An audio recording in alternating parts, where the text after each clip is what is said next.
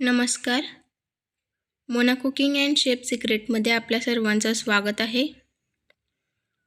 आज आपण गव्हाच्या पिठापासून आणि केळीपासून बर्फी बनवणार आहोत. तर बर्फी बनवण्यासाठी आपण इथे अर्धी वाटी गूळ किसून घेतलेला आहे आणि त्याचं थोडंसं पाण्यात त्याला पगडून घेणार आहोत. आपण त्याला वितळून घेऊ. छान गूळ वितळतो तोपर्यंत आपण त्याला हलवत राहायचं आहे.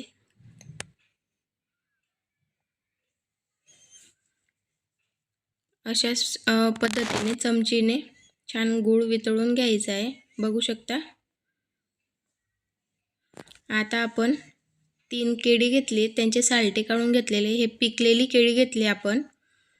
त्यांना जाड जाड कापून घ्यायचे आणि मिक्सरला लावून घ्यायचे. मिक्सरला लावल्यानंतर त्याची एक पेस्ट फॉर्ममध्ये त्याला काढून घ्यायचं आहे. अशा पद्धतीने त्याची पेस्ट बनवून घ्यायची केळीची. आपल्याकडे केळी उरलेले असतात आणि ती फेकण्यापेक्षा अशा पद्धतीने जर का केलं तर केळी फेकलीही जाणार नाही, म्हणजे केळी वाया जात नाही. तर बघू शकता अशा पद्धतीने मी 2 चमचे साजूक तूप टाकलं आहे.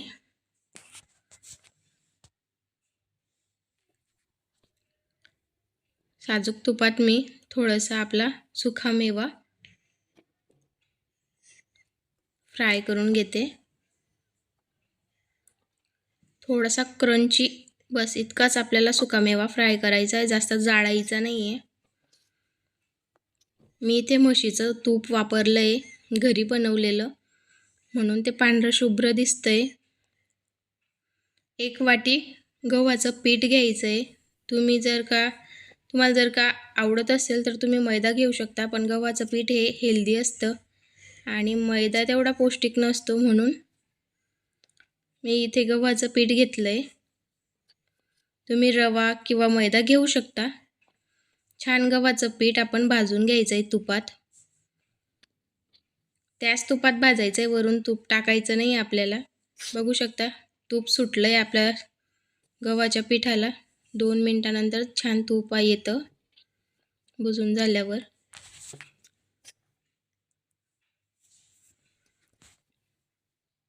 अजून थोडा वेळ आपण मस्त मीडियम आचेवर भाजून घेणार आहोत.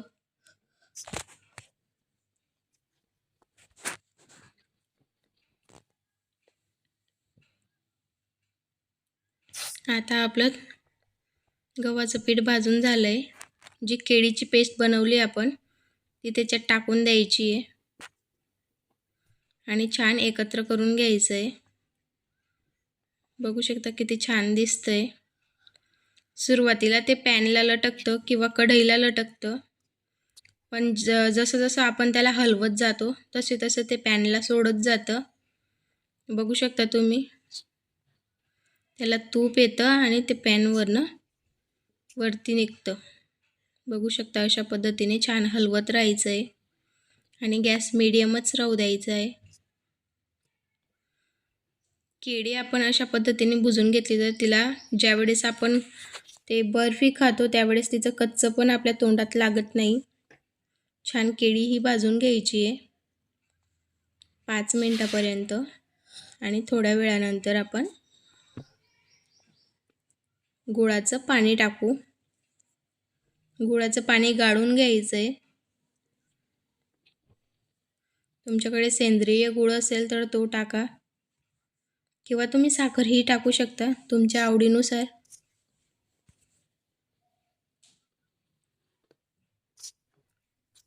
अशा पद्धतीने आपण गूळ एकत्र करून घ्यायचा आहे. पुन्हा या पिठाला तूप सुटतो तोपर्यंत आपण ते हलवत राहायचं आहे. बघू शकता तूप सुटतंय आणि कढई आपला शिरा सोडतंय. तुम्ही हा शिरासुद्धा बनवून खाऊ शकता अशाच पद्धतीने. या स्टेजला आपला शिरा झालेला असतो. फक्त थोडासा त्याला सुकामेवा टाकून थोडंसं हलवलं की झालं. किंवा तुम्ही या स्टेजला गॅस बंद करून बर्फी ही थापू शकता. तुम्हाला जसं आवडत असेल तसं तुम्ही करू शकता. छान गोळा तयार होतोय आणि कढईला चिटकतही नाही आहे. याचा अर्थ समजायचा की आपला बर्फीसाठी परफेक्ट झालेली आहे रेसिपी. आता आपण एका ताटात तूप लावून घ्यायचं आहे, जेणेकरून आपली बर्फी खाली चिटकणार नाही. आणि अशा पद्धतीने ताटात टाकून थापून घ्यायची आहे. आणि अर्धा ते 1 तास फ्रीजमध्ये थंड होऊ द्यायची आहे. त्यानंतर आपण तिला चाकूने कापणार आहोत. अशा पद्धतीने छान थापून घ्यायची आहे. तुम्हाला जाड आवडत असेल तर जाड थापा, बारीक आवडत असेल तर बारीक थापा. अशा पद्धतीने. त्याआधी चॅनलला लाईक, शेअर, सबस्क्राईब करा. बेल आयकॉन प्रेस करा. आता अर्ध्या तासानंतर आपण बघू शकता आपली बर्फी सेट झालेली आहे.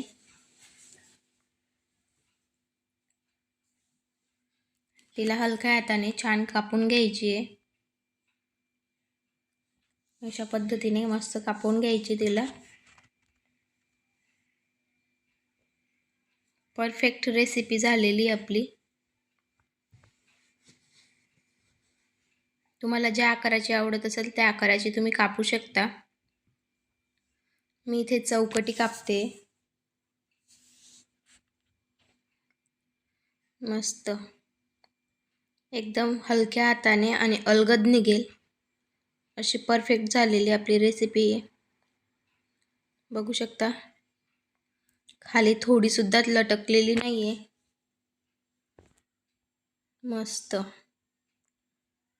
थिकनेस वगैरे सगळं परफेक्ट झालेलं आहे.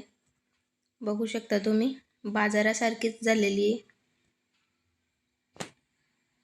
त्याआधी चॅनलला लाईक, शेअर, सबस्क्राईब करा. बेल आयकॉन प्रेस करा, जेणेकरून अशाच पद्धतीने नवीन नवीन व्हिडिओ तुमच्यापर्यंत पोहोचत राहतील. बघू शकता तुम्ही किती मस्त दिसते. जेवढी दिसते छान आहे तेवढीच खायलाही मस्त लागते. धन्यवाद.